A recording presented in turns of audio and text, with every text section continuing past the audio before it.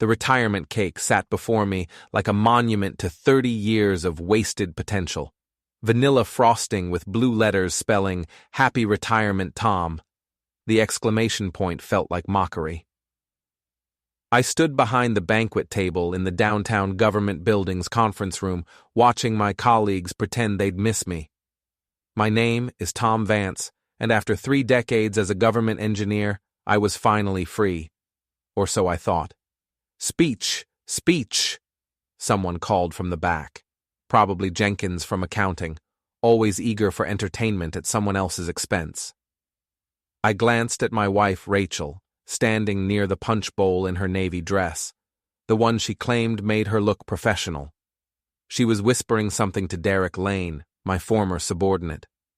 Derek nodded, his perfectly styled hair catching the fluorescent lights. The guy spent more on hair products than I did on groceries. All right, I said, raising my plastic cup of cheap champagne. 30 years in this building. 30 years of regulations, inspections, and paperwork that could choke a horse. Polite laughter rippled through the crowd of about 40 people. Rachel's friends from HR, Lisa and Marcy, giggled near the window.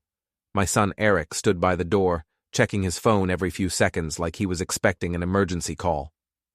When I started here in 1994, I continued, computers were the size of refrigerators and twice as reliable. Now we carry more computing power in our pockets than NASA used to reach the moon, and somehow it takes longer to file a simple report. More laughter, genuine this time. Walt Morrison, my old colleague from the engineering department, raised his cup in solidarity. Walt was one of the few people here who actually understood what I'd been working on all these years. But seriously, I said, scanning the room, this job gave me everything. A steady paycheck, health insurance, and the privilege of working with some truly dedicated public servants. I caught Rachel's eye. She was still standing close to Derek, closer than seemed necessary. Something cold settled in my stomach, but I pushed it aside. Paranoia was an occupational hazard after decades of government work. Before we dive deeper into this story, I have one small request. Please subscribe, drop a like, comment, and hit that hype button to boost this channel so more people can discover these incredible Reddit stories. To new beginnings, I concluded, raising my cup higher. To new beginnings, the room echoed. As everyone drank, Eric approached me. My son looked nervous, which wasn't unusual. He'd been anxious since childhood, but lately it seemed worse. "Dad," he said quietly, "can we talk later, privately?" "Of course," I replied. "Everything okay?" He glanced around the room, then back at me. I never wanted to be part of this. Part of what? Before he could answer, Rachel clinked her fork against her glass. The room gradually quieted. "If I could have everyone's attention," she announced, her voice carrying that professional tone she used in meetings. "There's something about my husband's career that you all should know." I frowned. This wasn't part of the plan. We'd agreed I'd give a short speech, cut the cake, and everyone would go home. "Rachel," I started, but she held up her hand. "Tom's always been modest about his accomplishments," she continued, smiling at the crowd. "But his work on the Morrison Infrastructure Project was truly groundbreaking." The Morrison Project. My chest tightened. That was classified. Level 3 clearance only. Rachel knew that. "Honey," I said more firmly, "maybe we should—" The fire alarm cut me off. Not the building's usual test. This was the emergency signal. But instead of evacuation, the doors burst open and federal agents poured in. "Nobody move!" shouted the lead agent, a woman in her 40s with steel-gray hair. "This is Agent Dalton, Department of Infrastructure Security." The party guests pressed against the walls as 6 agents in dark suits surrounded the room. 2 of them positioned themselves by the exits, while others began checking identification. Agent Dalton walked directly to me, pulling a manila folder from her jacket. "Thomas Vance," she said, "you're under investigation for unauthorized disclosure of classified information regarding the Morrison Infrastructure Project." The folder landed on the table next to my retirement cake with a heavy thud. I could see my signature on the top document through the clear plastic cover. I looked at Rachel. Her face was pale, but there was something else in her expression. Relief, maybe, or satisfaction. "I don't understand," I said, though I was beginning to. "We have evidence that classified project details were leaked to unauthorized parties," Agent Dalton continued. "Details that only someone with your level of access could have provided." The room was silent except for the hum of the air conditioning and someone's nervous breathing. I scanned the faces around me, colleagues I'd worked with for years, friends I'd trusted, family I'd loved. My eyes stopped on Derek. He was studying his shoes with intense concentration. "Tom," Rachel said softly, "I'm sorry. I had to do what was right." And there it was, 30 years of marriage, 30 years of partnership, 30 years of trust, all evaporating like morning fog. Agent Dalton gestured to her team. "Mr. Vance, you'll need to come with us for questioning." As they led me toward the door, I caught Eric's eye. My son looked miserable, guilty, and scared all at once. "I'm sorry, Dad," he whispered as I passed. "She made me help. She said it was the only way."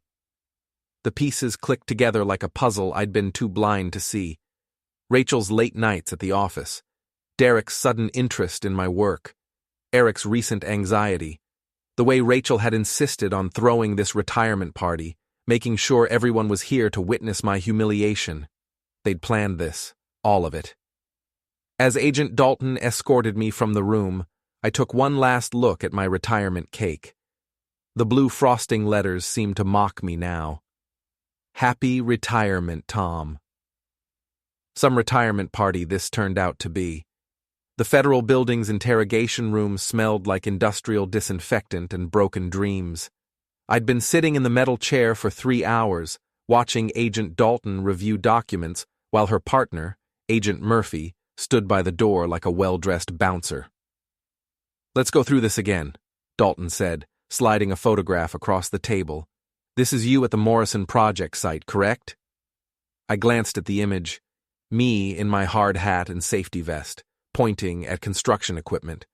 "Yes, that's my job. Was my job." "And this?" Another photo. Me talking to a man in a suit I didn't recognize. "I don't know who that is," I said honestly. "I talk to dozens of contractors, inspectors, and officials every week." Dalton leaned back in her chair. "Mr. Vance, we have phone records showing multiple calls from your home phone to a number registered to Consolidated Engineering Solutions, a company that submitted a competing bid for the Morrison project." "I never called any competing companies," I said. "Check the records again." "We did. The calls were made from your landline between 8 and 11 p.m. over the past 6 months. I thought about that time frame. Rachel's book club met every Thursday from 7 to 10. She always came home around 10:30, claiming they'd gone for drinks afterward. "Those calls weren't made by me," I said. Agent Murphy spoke for the first time. "Are you suggesting someone else in your household made unauthorized contact with a competing contractor using classified information?" The question hung in the air like smoke. They already knew the answer. This whole interrogation was theater. "My wife," I said slowly, "has access to my home office. She handles our household paperwork, pays bills from that desk." "And does your wife have security clearance for the Morrison project?" "No." "But she would have had access to documents you brought home?" I started to say no, then stopped. There had been times I'd worked late at home, spread blueprints on the dining room table, left project notes in my briefcase.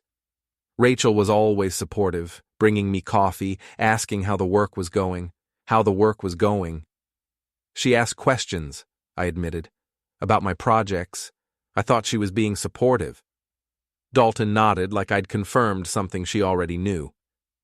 "Mr. Vance, we have evidence that detailed Morrison project specifications were shared with Consolidated Engineering.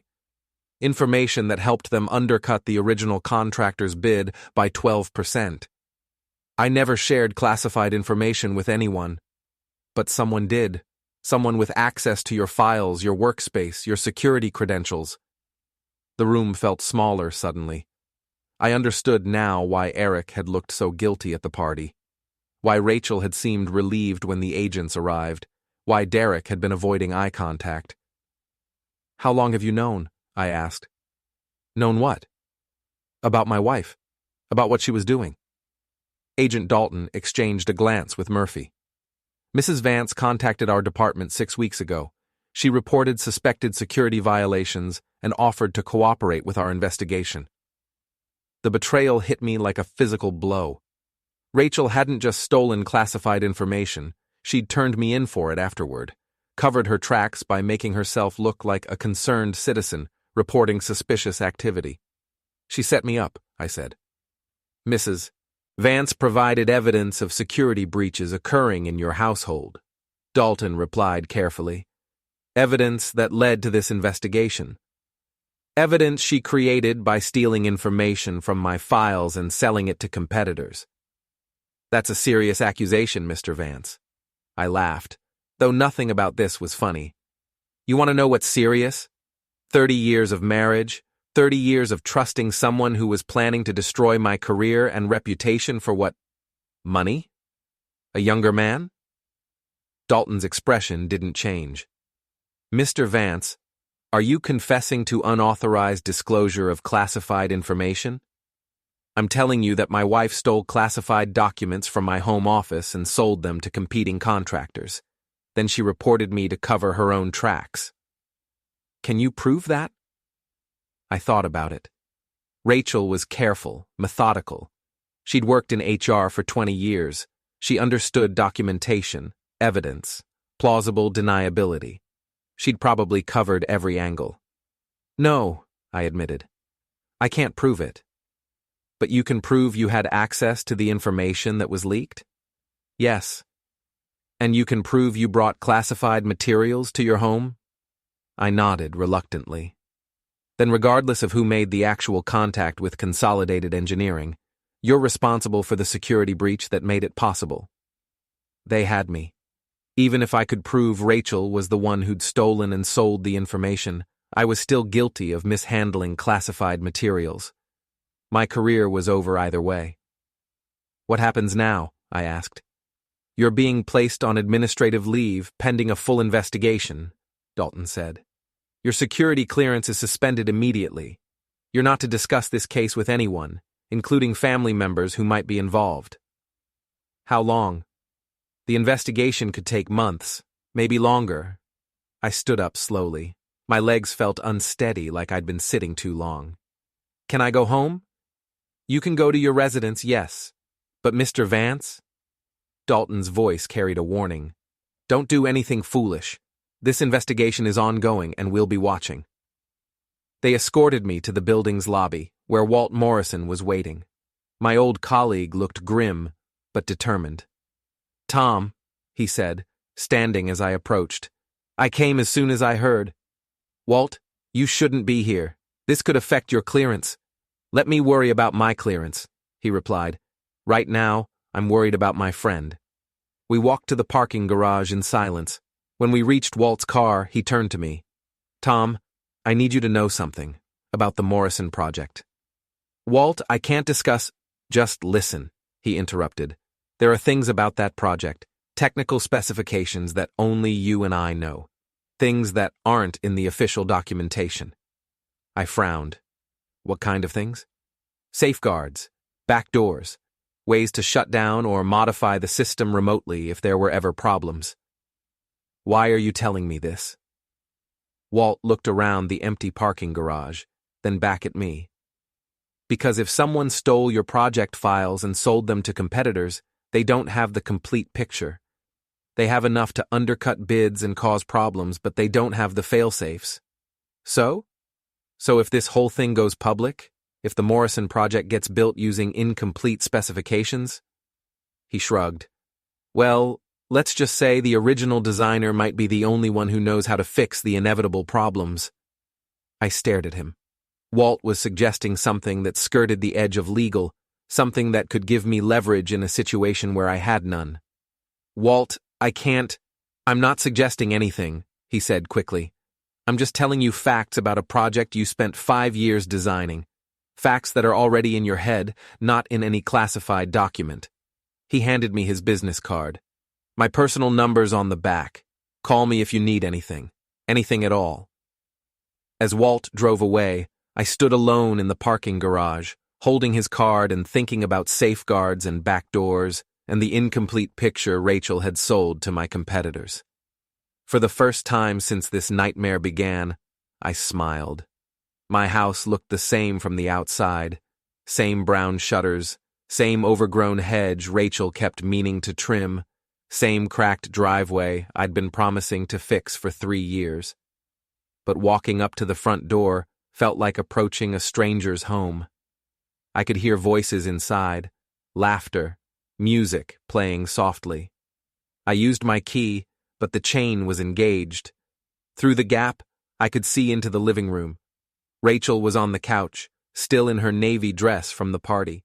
Derek sat beside her, his arm draped casually across her shoulders like he belonged there. "Rachel," I called through the crack. "It's me." The conversation stopped. Footsteps approached the door. "Tom," Rachel said, her voice muffled by the wood between us. "I didn't expect you back so soon." "It's my house, Rachel. Open the door." "Actually," Derek's voice joined the conversation, "we need to talk about that." I felt something cold settle in my chest. "Open the door. Now." The chain rattled and the door swung open. Rachel stood there looking composed, professional. Behind her, Derek had stood up from the couch, straightening his tie like he was preparing for a business meeting. "Come in," Rachel said, stepping aside. I entered my own living room and immediately noticed the changes. My favorite chair had been moved to face the wall. The family photos on the mantel were gone, replaced by a vase of flowers I'd never seen before. Even the TV was tuned to a channel I didn't recognize. "Sit down, Tom," Rachel said, gesturing toward the couch. "I'll stand." Derek cleared his throat. "Tom, we know this is difficult, but there are some things we need to discuss." "We?" I looked between them. "Since when is there a we that includes you in my living room?" "Since Rachel and I decided to be honest about our relationship," Derek replied calmly. The words hit me like a slap, even though I'd already suspected. Hearing it confirmed was different. "How long?" I asked. Rachel sat down on the couch, smoothing her dress. "Does it matter?" "It matters to me." 18 months, she said quietly. 18 months. I thought back to when Derek had started showing more interest in my work, asking questions about projects, volunteering to help with overtime assignments. I'd thought he was ambitious, eager to learn from someone with more experience. "The Morrison Project," I said, understanding flooding through me. "That's what this was really about." Derek shifted uncomfortably. "Tom, you're making this more complicated than it needs to be." "Am I? My wife has an affair with my subordinate, steals classified information from my files, sells it to competitors, then reports me to federal agents. Which part am I overcomplicating?" "The part where you take responsibility for your own actions," Rachel said sharply. "You brought classified materials home, Tom. You left sensitive documents where anyone could see them." "Anyone meaning you." "I was trying to be supportive. You were working such long hours, bringing work home every night. I thought if I understood your projects better, I could help."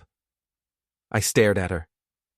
"Help by selling the information to competing contractors?" "I never sold anything to anyone," Rachel said. "Derek and I discussed your work because I was concerned about the stress it was causing you." "And Derek just happened to mention these conversations to people at Consolidated Engineering?" Derek stepped forward. "Tom, you're upset, and I understand that. But making accusations won't help anyone." "Won't help anyone or won't help you?" "Look," Derek said, his voice taking on a reasonable, patient tone that made me want to hit him. "The truth is, your security practices were sloppy. You left classified documents on the dining room table. You discussed sensitive projects where others could overhear. The federal investigation was inevitable." So you're saying this is my fault?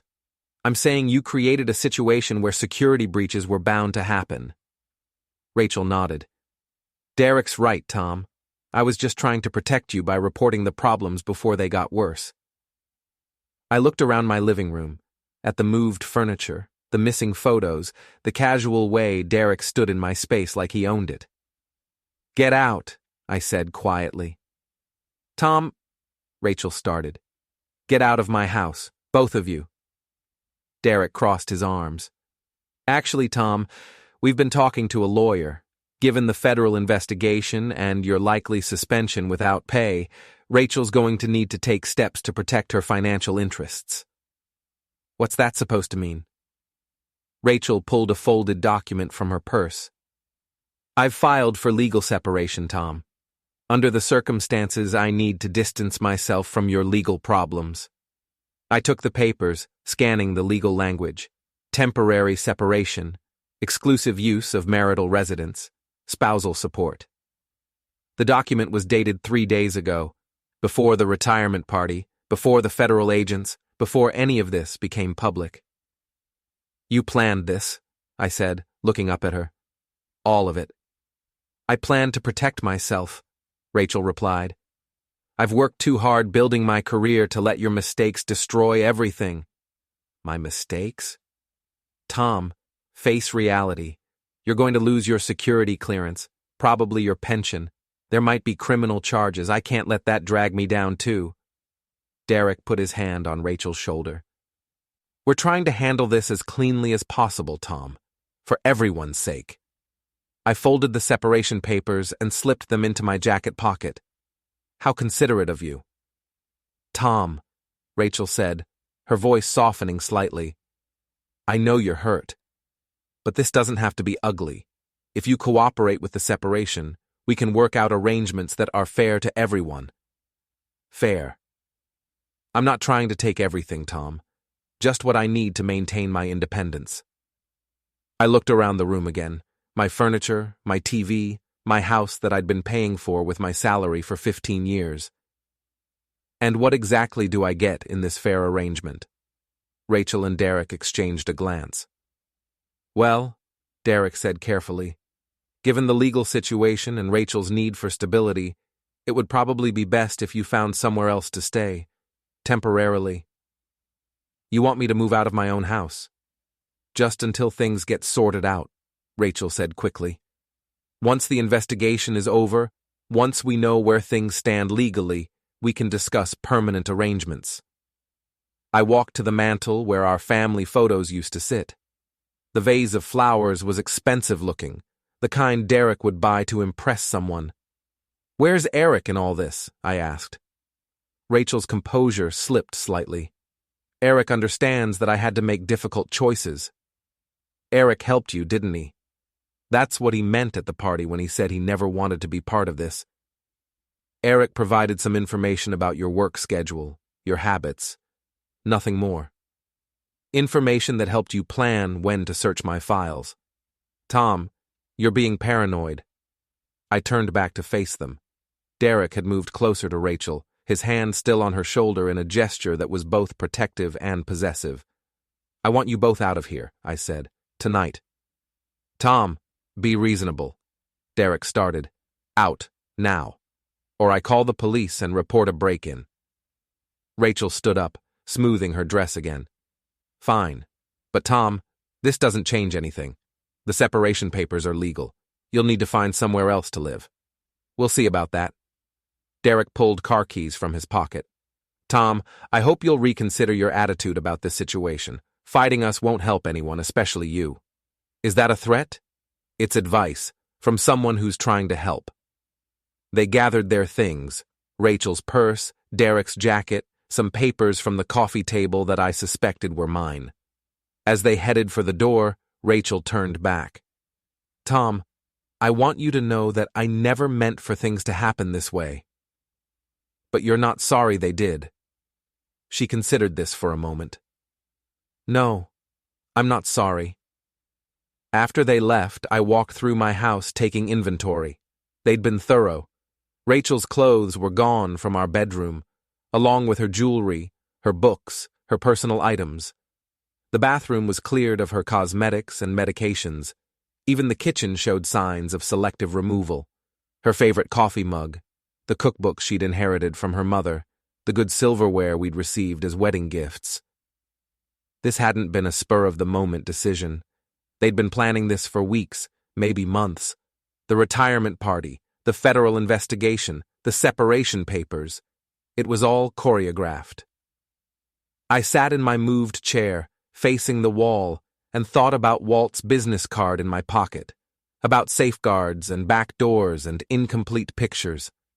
Rachel and Derek thought they'd won. They'd destroyed my career, stolen my reputation, and taken my home. They'd used my own son to gather intelligence and my own trust to access classified information. But they'd made one crucial mistake. They'd assumed I would just accept it. 3 weeks later, I was living in a studio apartment above Murphy's hardware store, paying rent with money from my suspended salary, which wouldn't last much longer.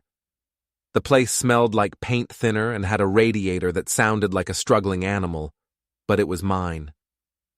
I'd spent those 3 weeks learning things about my wife and Derek that I wish I'd never discovered. Like how Derek had been bragging at the gym about upgrading to my house, my car, and my wife. How Rachel had been telling her friends at work that I'd been unstable for months, laying groundwork for her eventual betrayal.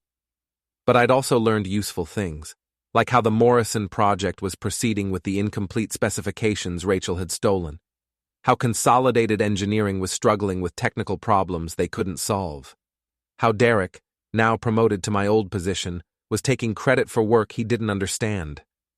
Walt visited me on a Thursday evening, bringing Chinese takeout and a bottle of bourbon. "You look terrible," he said, settling into my single chair while I sat on the bed. "Thanks for the pep talk. I'm serious, Tom. When's the last time you shaved or showered?" I rubbed my face, feeling the rough stubble. "I've been busy." "Busy doing what? Planning revenge fantasies?"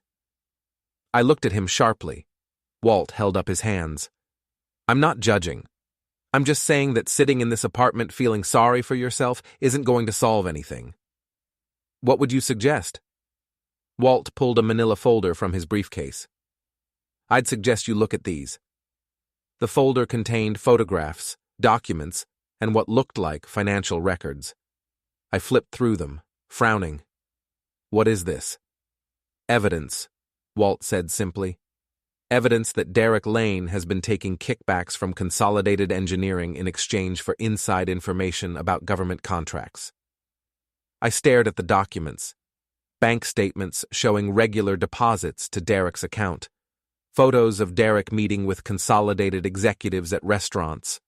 Copies of emails discussing consulting fees and information-sharing agreements. "Where did you get this?" "I have friends in various departments," Walt said. "People who've been watching Derek since he got promoted. People who think something smells fishy about this whole situation. This proves Derek was selling information directly. It proves Derek was taking money from contractors who were bidding on government projects. Money that coincidentally started flowing right around the time classified information began leaking." I set the folder aside and looked at Walt. "Why are you showing me this?" "Because Derek Lane destroyed your career to cover his own tracks. He used your wife to access your files, then let you take the blame when the feds started investigating." "Can this evidence clear me?" Walt shrugged. "Maybe, eventually, but the wheels of federal justice turn slowly, Tom. Even if you're cleared, it could take years. Your reputation would still be ruined, your career still over."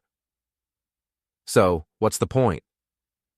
"The point is that Derek Lane thinks he's gotten away with it. He's living in your house, sleeping with your wife, working at your job, and spending money he stole from taxpayers." I picked up the folder again, studying Derek's smug face in one of the photographs. "What do you think I should do about it?" "I think," Walt said carefully, "that Derek's new position gives him access to ongoing projects. Projects that might experience technical difficulties if someone wanted to cause problems. Someone like me. Someone like the original designer of the Morrison Project. Someone who knows where the safeguards are, how the systems connect, what might go wrong if certain specifications were modified. I understood what Walt was suggesting. The Morrison Project was Derek's first major assignment in his new role. If it failed publicly, spectacularly, his career would be over. And since the project was built using stolen, incomplete specifications, failure was not only possible, it was inevitable. That would be sabotage, I said. That would be engineering, Walt corrected. The Morrison Project was designed with built-in safeguards to prevent catastrophic failure. If those safeguards were activated due to detected problems with the construction specifications, the whole project would shut down. Automatically, as a safety measure. I thought about it. Derek had built his stolen career on my work, but he didn't understand the deeper technical aspects. He was using incomplete blueprints to construct a system he couldn't fully control. When's the next major milestone? I asked. Public demonstration next Friday. Derek's going to be showing off the completed infrastructure to city officials, contractors, and media. His big moment in the spotlight. And if the system failed during that demonstration? Well, Walt said, opening the bourbon, that would be embarrassing. We drank in silence for a while, thinking about the implications. Finally, Walt spoke again. Tom, I need to ask you something, and I want an honest answer. Okay. Are you doing this for justice, or are you doing this for revenge? I considered the question. Rachel's betrayal, Derek's smugness, Eric's guilty cooperation, the federal agents, the separation papers, this terrible apartment. It all swirled together in my mind like a toxic mixture. Both, I said finally. Walt nodded. Good. Justice without revenge is just paperwork. Revenge without justice is just spite. But both together? He raised his glass. That's poetry. We spent the next 2 hours going over the technical details of the Morrison Project, identifying the specific safeguards that could be triggered remotely. Walt had access to the construction site through his current contracts. I had knowledge of the system's vulnerabilities. By the time Walt left that night, we had a plan. Derek Lane was about to learn that stealing someone's life's work came with consequences he hadn't anticipated. The next morning, I shaved, showered, and put on my best suit. I had work to do. The Morrison Project demonstration was scheduled for 2 p.m. on a Friday afternoon. Perfect timing for maximum media coverage and minimum chance of postponement. I arrived at the construction site at noon, wearing coveralls and a hard hat I'd borrowed from Walt. The site was bustling with activity. City officials, reporters, and consolidated engineering executives clustered around temporary viewing platforms. Derek stood near the main control station, looking confident in his expensive suit and gleaming hard hat. I stayed in the background, just another worker checking equipment. Nobody questioned my presence. I'd worked government construction sites for 30 years. I belonged here more than most of the people in suits. Walt found me near the backup generator housing. Everything ready? He asked quietly. I patted the tablet in my tool bag. The safeguard protocols are loaded. One touch, and the whole system goes into emergency shutdown.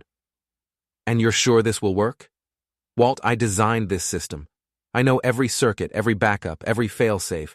When I trigger the shutdown, it'll look like a catastrophic failure caused by faulty specifications. Which it is, technically.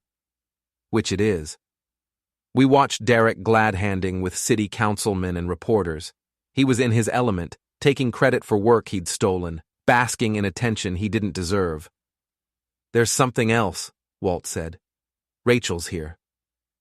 I looked around and spotted her near the VIP section, wearing a red dress and standing close to Derek's side. She looked proud, supportive, like the perfect corporate wife. She's really committed to this new life, I said. Are you going to be able to go through with this? Seeing her there? I thought about it. 3 months ago, Rachel's presence might have made me hesitate. But that was before I'd learned about the 18 months of lies, the careful planning, the way she'd used our son to gather intelligence against me. "Yeah," I said. "I can do this." At 1:45, Derek took the microphone to address the crowd. "Ladies and gentlemen," he began, his voice carrying across the construction site, "welcome to the future of municipal infrastructure. The Morrison Project represents a breakthrough in automated systems management, designed to improve efficiency while reducing costs." I moved closer to the main control station, staying behind the crowd of observers. "This system," Derek continued, "incorporates cutting-edge technology with proven engineering principles. It's the result of years of careful planning and innovative design." Years of my careful planning and innovative design, I thought. Today, you'll see a full demonstration of the Morrison Project's capabilities. We'll be running a complete systems test, showing how the automated controls manage everything from traffic flow to utility distribution. Derek gestured toward the control station, where several technicians were making final preparations. "The beauty of this system," he said, "is its reliability. We've built in multiple safeguards and backup protocols to ensure continuous operation even under adverse conditions." That was true. I had built in safeguards. Derek just didn't understand what they were really for. At exactly 2 p.m., Derek gave the signal to begin the demonstration. The Morrison Project came online with a low hum of machinery and a symphony of indicator lights. For the first few minutes, everything worked perfectly. Traffic signals coordinated smoothly. Utility monitors showed optimal performance. The crowd murmured appreciatively as Derek explained each system component. I waited until Derek was in the middle of describing the project's foolproof design philosophy. Then I pulled out my tablet and accessed the safeguard protocols. The shutdown sequence I'd designed 5 years ago was elegant in its simplicity.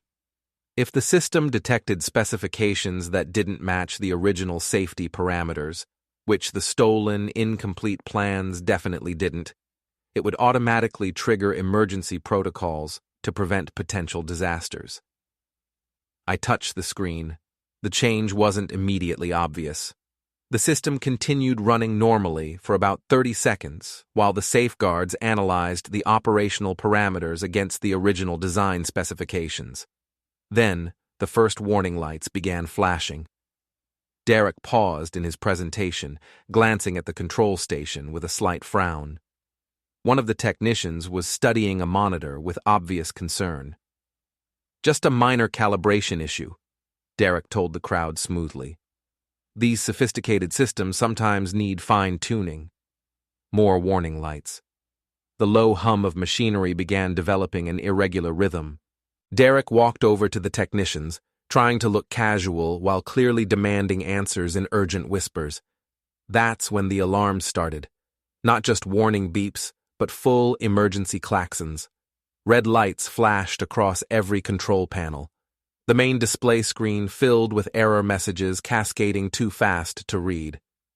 "Ladies and gentlemen," Derek said, his voice slightly strained, "we're experiencing a temporary technical difficulty. If you could just give us a moment." The entire Morrison Project shut down with a grinding mechanical sigh that sounded like a giant machine giving up. Every light went dark. Every motor went silent. Even the backup systems failed to engage. The silence that followed was deafening. Derek stood frozen at the control station, staring at the lifeless displays with the expression of a man watching his career slip away in real time. "What happened?" demanded Councilman Bradley, the city's liaison to the project. "We're not sure," Derek stammered. "This shouldn't be possible. The system has multiple backups, safeguards." "Safeguards that just failed spectacularly," interrupted Janet Morrison from the Tribune, already taking notes for what would obviously be a front-page story. I watched Derek's face cycle through confusion, panic, and desperate calculation. He was trying to figure out what had gone wrong, but he didn't have the technical knowledge to understand the safeguards he'd been bragging about. "Mr. Lane," called out another reporter, "wasn't this system supposed to be foolproof?" It is. It was. The specifications we were given. Derek looked around wildly, as if searching for someone to blame. His eyes found Rachel in the crowd. She was staring at the lifeless control panels with a look of growing horror, clearly realizing that her new life was falling apart, along with Derek's career. The specifications, Derek said suddenly, his voice gaining strength. There may have been problems with the original design specifications. A murmur went through the crowd. Derek was trying to shift blame back to me, even now.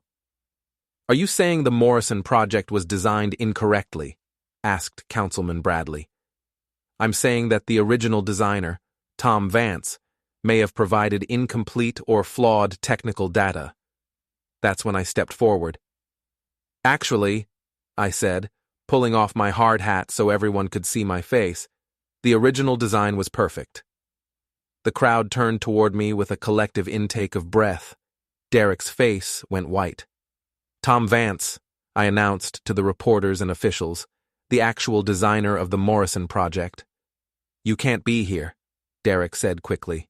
You're under federal investigation for security breaches that you committed, I replied calmly, using information you obtained through my wife to sell to Consolidated Engineering. I pulled Walt's folder from my tool bag and handed it to Councilman Bradley. Those documents prove that Derek Lane has been taking kickbacks from contractors in exchange for classified information about government projects, information he stole from my home office using my wife as an accomplice. Derek lunged toward me, but Walt appeared beside him, placing a firm hand on his shoulder. I wouldn't, Walt advised quietly. The Morrison Project failed, I continued, addressing the crowd, because it was built using incomplete specifications that Derek stole and sold. The safeguards I designed detected the discrepancies and shut down the system to prevent potential disasters. That's impossible, Derek protested. The system can't detect specification errors. It can if the original designer built in protocols to verify construction parameters against the authentic design database, which I did. I looked at Rachel, who was standing frozen near the VIP section. My wife spent 18 months stealing classified documents from my files and passing them to Derek, who sold them to competing contractors. When federal agents started investigating the security breaches, they set me up to take the blame. Tom, Rachel said, her voice barely audible, please don't. Don't what? Don't tell the truth? Don't expose the fact that you destroyed my career to cover your own crimes? The reporters were writing frantically. Cameras were rolling. Derek's public humiliation was being documented for posterity. The Morrison Project works perfectly, I said, pulling out my tablet again, when it's built according to the actual specifications. I entered a command sequence, and the system came back online. Lights blazed, motors hummed, displays showed optimal performance across all parameters. The crowd watched in amazed silence as the Morrison Project demonstrated flawless operation for exactly 60 seconds. Then, I shut it down again. The choice is yours, I told Councilman Bradley. You can rebuild this project using the correct specifications and proper oversight, or you can continue working with people who've been stealing classified information and taking kickbacks from contractors. Derek made one last desperate attempt to salvage the situation. Tom, you're obviously upset about personal issues, but sabotaging a public works project— I didn't sabotage anything, I interrupted. I activated the safety protocols I built into the system to prevent disasters caused by faulty construction. Disasters that would have been inevitable if you'd continued building with stolen, incomplete plans. Agent Dalton appeared at the edge of the crowd, flanked by 2 other federal agents. She'd apparently been watching the demonstration from a distance. Mr. Lane, she called out. We need to speak with you about some financial records we've discovered. Derek looked around desperately, but there was nowhere to run. The crowd of officials and reporters formed a circle around him, all waiting to see what would happen next. This is all a misunderstanding, Derek said weakly. The misunderstanding, Agent Dalton replied, was thinking you could steal classified information, take bribes from contractors, and frame an innocent man without consequences. As the federal agents led Derek away, I found myself face to face with Rachel. "Tom," she said quietly, "I want you to know—" "I know exactly what you want me to know," I interrupted. "You want me to know that you're sorry, that you never meant for things to go this far, that you still care about me despite everything?" She nodded hopefully. "But what you really need to know," I continued, "is that I don't care anymore. You made your choice 18 months ago. You chose Derek, you chose the money, you chose to betray everything we'd built together. Tom, please. The separation papers you filed are going to be very interesting now that Derek's facing federal charges for bribery and espionage. I hope you kept receipts for all the things you bought with stolen money." I walked away from her, through the crowd of reporters and officials, toward the parking lot where Walt was waiting by his car. "How do you feel?" he asked as we drove away from the construction site. I thought about it. Derek was facing federal charges. Rachel's new life was in ruins. My reputation was cleared, my career potentially salvageable. "Like I just got my life back," I said. Walt smiled. "Good, because Agent Dalton called me this morning. They're going to need someone to oversee the Morrison Project reconstruction. Someone with security clearance and detailed knowledge of the original specifications. Someone exactly like that." I looked back at the construction site in the side mirror where Derek was being loaded into a federal vehicle and Rachel stood alone among the crowd of strangers. 30 years of marriage, 30 years of trust, 30 years of building a life together, all destroyed by greed and betrayal. But sometimes if you're patient and smart and just a little bit ruthless, you can build something better from the ruins. Something like justice,